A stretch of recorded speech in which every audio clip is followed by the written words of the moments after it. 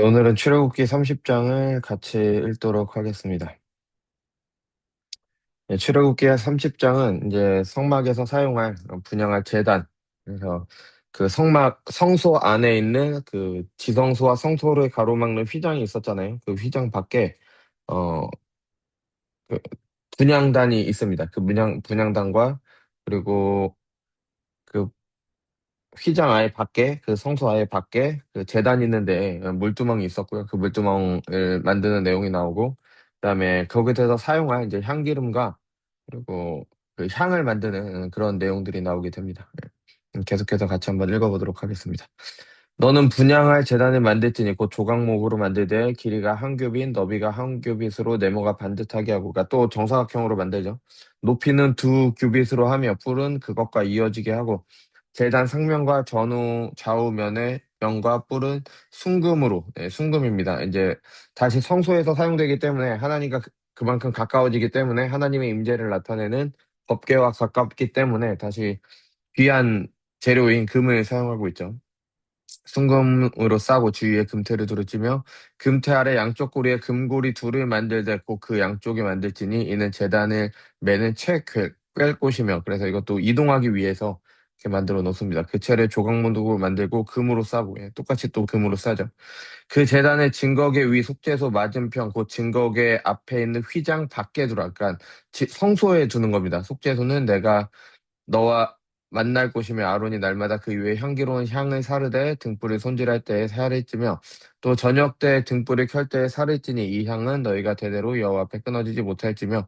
그러니까 제사장이 그 역할을 계속 해야 되는 거예요. 근데 이 향을 그 나답과 아비후가 그 허락된 불이 아니라 다른 불로 들여서 이제 문제가 생기게 되는 거죠.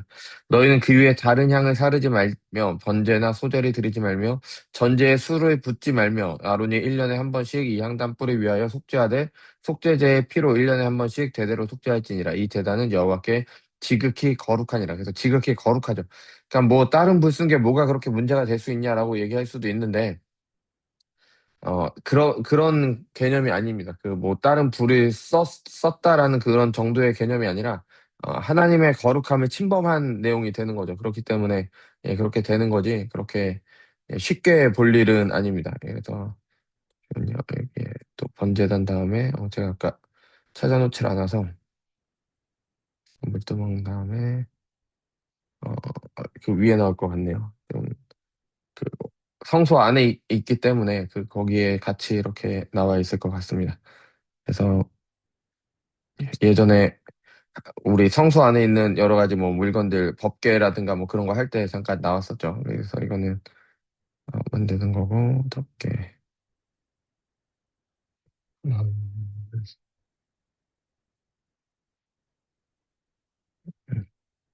여기 분향단 여기 나오죠. 분향단이 그래서 이렇게 정사각형 구조로 돼 있고, 향단에 뿔이 있었고, 그래서 금테를 둘렀고, 그죠? 그다음에 여기 금고리를 만들어서 최를 꿰죠. 그래서 이런 구조를 나타내게 됩니다. 그래서 뭐 실제로는 이렇게 됐을 거다. 금으로 금박을 입혔기 때문에 이제 이런 식으로 나왔을 거다. 그래서 이 등잔에 있는 불을 가지고 불을 붙였습니다. 그래서 향이 끊어지지 않게 했고요. 향이 계속 끊어지지 않는다는 걸, 그러니까 연기가 계속 나옵니다. 그래서 연기가 계속 나와서 그 연기가 어떤 역할을 하냐면은 아론이 대제사장이 그 하나님의 임재에 들어갈 때 그것을 막아주는, 그러니까 그 성소를, 그러니까 지성소를 막아줘서 그 위험성을 줄여드는 그런 역할을 합니다. 예.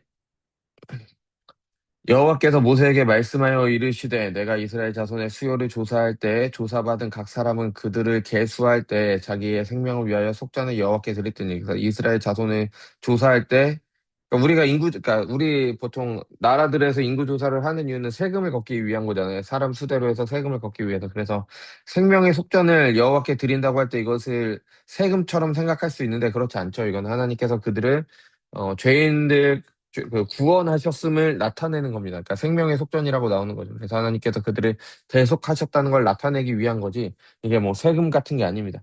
우리가 늘 생각해야 되는 게, 헌금이나 그런 게 하나님께서 뭐 돈이 없으셔서 그렇게 하시는 게 아니잖아요. 그죠?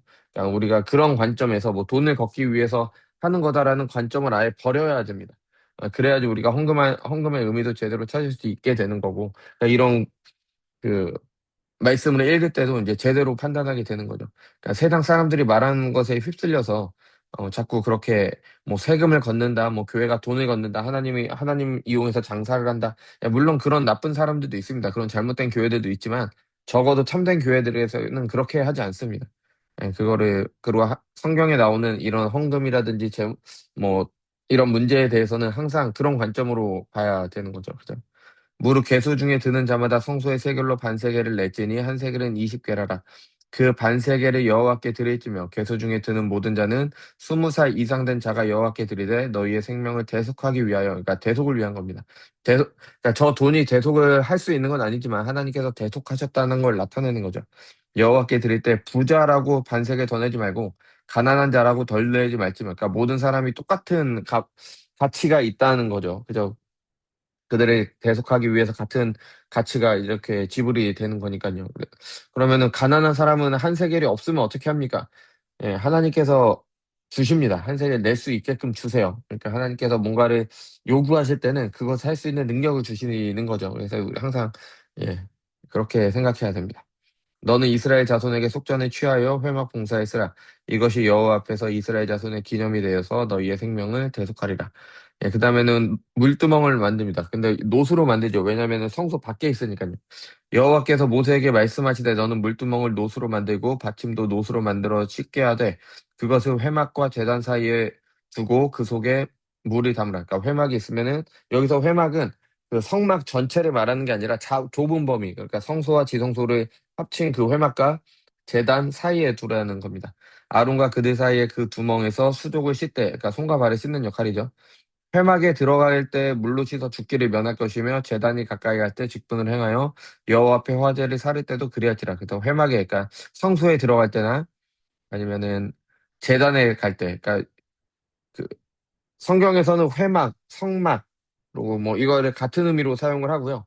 그런데 그 회막이 때로는 성소와 지성소를 나타내는 그 진짜 그 작은 텐트 하나만을 가리킬 때도 있고, 아니면은 그 바깥뜰까지 포함되는 그거 전체를 가리킬 때도 있습니다. 그럼 그때그때 문맥에 맞춰서 이해하면 되는 거지, 뭐 그게 성경의 오류다 뭐 그렇게 접근할 건 아니죠. 이와 같이 그들이 수족을 씻어 죽기를 면할지니 이는 그와 그의 자손이 대로로 영원히 지킬 규례니라. 예, 이렇게 나왔습니다. 그래서 아까 얼핏 나왔는데, 예. 요게 물두멍이죠. 요게 물두멍. 요거를 회막이라고, 그러니까 좁은 범위에 요게 회막이 되는 겁니다. 그래서 이게 제단과 그 사이에 물두멍이 있는 거죠. 그래서 이렇게 양쪽으로 이 경사로가 있을 거라고는 그렇게 보지 않습니다. 일본 뭐 학자들마다 차이가 있는데 요쪽 말고 뭐 밑에 쪽에 있을 거다라고 그렇게 보죠. 이게 물두멍이 되겠죠. 그죠? 더 노수로 만들어집니다. 그래서 저기 구조가 나와 있는 게 있으면 좋은데, 제가 마지막으로 이제 구조 하나만 보겠습니다. 예, 이렇게 있죠. 그래서 여기가 전체 바깥들을 포함하는 그 성막이고요. 그래서 여기에 이제 입구가 있죠. 입구로 들어가면은 여기 재단입니다. 재단이 있고 여기에 뭐 경사로가 있고 여기에는 물두멍이 있겠죠. 그래서 여기서 손을 씻고 여기로 들어가던가 여기서 손을 씻고 재단으로 갔죠. 예. 그래서 들어가면은 요 위쪽에 이제 그 뭐죠? 그 뭐라 그래? 갑자기 생각이 안 나는데 아무튼 밑에는 그 등잔대가 있었죠. 쳐서 만든 등잔대가 있었고 여기에는 그 이스라엘 12지파가 내는 그 빵이 있었잖아요. 갑자기 생각이 진설병. 예, 진설병을 놓는 상이 있었고 그다음에 요게 분향단이 있는 겁니다. 그래서 요게 휘장이 있고 여기에 법궤가 있겠죠. 그래서 여기서 불을 피우면은 이 향기가 나서 요것을 막아주는 역할을 했습니다. 그래서 여기에까지는 보통 금이 사용이 됐고 여기에서는 보통 놋이나 아니면 은이 있고, 요 밖에 기둥을 세우는 것도 놋이나 은이 사용이 되는 거죠. 이게 전체 성막의 이제 구조가 되는 겁니다. 예, 그리고 예, 이어서 보면은 거룩한 향기름을 만드는 내용과 그다음에 거룩한 향을 만드는 그런 내용이 나오게 됩니다. 여호와께서 모세에게 또 말씀하여 이르시되 너는 향등 상품을 가지되 액체 모략 500세겔과 그 반수의 향기로운 육개 250세겔과 향기로운 청포 250세겔, 그러니까 액체 몰약 뭐 6개, 뭐 6개라는 향을 내는 게 있겠죠. 그다음에 창포, 그리고 계피 500세겔을 성소에 세겔로 하고 감람 기름 한 흰을 가지고 그것으로 거룩한 관유를 만들되 향을 제조하는 법대로 향기름을 만들지니 이는 거룩한 관유가 될지라. 너는 그것을 회막과 증거궤에 바르고 향과 모든 기구이며 등잔대와 그 기구이며 분향단과 및 번제단과 그 모든 기구와 물두멍과 그 받침에 발라 그것을 지극히 거룩한 것으로 구별하라. 이것과 접촉하는 모든 것이 거룩하리라. 그래서 거룩한 향기름. 을 만들어서 이렇게 바르면은 그것이 지극히 거룩해지는 거죠. 이게 뭐 향기름에 어떤 능력이 있는 게 아닙니다. 하나님께서 그것을 만들어서 이것을 사용하면은 지극히 거룩하게 된다라고 말씀하셨기 때문에 그런 거죠. 이거는 당연히 성령을 나타내는 거기도 하고요. 또 예수님을 통해서 예수님과 접촉하게 되는 모든 것이 거룩해지는 것을 나타내기도 하는 겁니다. 너는 아론과 그 아들들에게 기름을 발라 그들을 거룩하게 하고 그들이 내게 제사장 직분을 행하여 하고 그래서 기름 부음 받은 자 뭐 그렇게 표현을 하잖아요. 그래서 그것을 성령의 성령으로 이거는 이 기름을 바른다는 것은 약간 성령의 임재하심을 그렇게 상징적으로 나타낸다고 볼 수가 있습니다. 이스라엘 자손에게 말하여 이르기를 이것이 너희 대대로 내게 거룩한 관윤이 사람의 몸에 붙지 말며 그러니까 하나님께서 사용하시는 거룩한 것이기 때문에 이거를 또 만들 수도 있겠죠. 만드는 방법대로 만들면 돼요. 그러니까 똑같이 만들 수가 있는 겁니다. 근데 그 기름 자체가 뭔가 그 그러니까 기름 자체가 독특한 게 아니라 그냥 하나님께서 그거를 구별하셨기 때문에 거룩한 게 되는 거지. 예, 그렇게 생각하시면 됩니다. 이와 같은 방법대로 만들지 말라. 이는 거룩하니 너희는 거룩히 여기라. 이와 같이 만드는 모든 자와 이것을 타인에게 붙는 모든 자는 그 백성 중에서 끊어지리라 하라. 여호와께서 모세에게 이르시되 너는 수압향과 나감향과 풍자향의 향품을 가져다가 그 양품에 유향을 섞되 각각 같은 분량으로 하고 향을 만들되 향을 만드는 법대로 만들고 그것에 소금을 쳐서 성결하게 하고 거룩하게 구별하는 거죠. 그 향 얼마를 곱게 찌어 내가 너와 만날 회막 안 증거기 앞에 두라. 이 향은 너희에게 지극히 거룩하니라. 그래서 앞에 그 분향단에서 피우는 거죠.